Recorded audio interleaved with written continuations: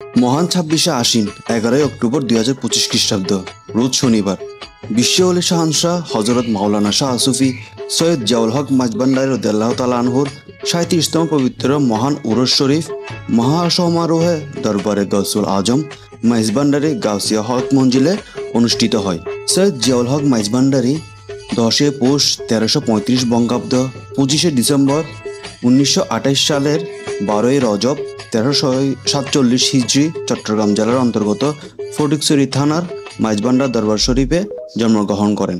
তার পিতার নাম হযরত সৈয়দ দেলাওয়ার হুসাইন মাঝভান্ডারী ও মাতার নাম সৈয়দা সাজ্জাদা খাতুন। হযরত জিয়াউল হক মাঝভান্ডারী ছিলেন মাঝভান্ডারী তরিকার একজন সুফি সাধক এবং তাকে শাহনশাহ হযরত সৈয়দ জিয়াউল হক মাঝভান্ডারী কাদ্দাসা সিরুহুল আজিজ নামে ডেকে থাকেন। উরুসের দিন দেশের বিভিন্ন প্রান্ত থেকে হাজার হাজার মানুষ আসে মাঝভান্ডার দরবার শরীফে। আর এই দিন গাউসিয়া হক মঞ্জিল ব্যবস্থাপনায় আয়োজন করা হয় বিশেষ বড় আয়োজন। এর মধ্যে থাকে সবাইকে সুষ্ঠু নিরাপত্তা প্রদান করা এবং আগত সবার জন্য তাবরুকের ব্যবস্থা।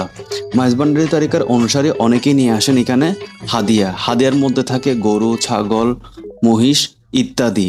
আর গাউসিয়া হক মঞ্জিলের পক্ষ থেকে এখানে আয়োজন করা হয় সবার জন্য মহাবুজ বলতে এখানে তাবরুকের যে ব্যবস্থাটি করা হয় তা।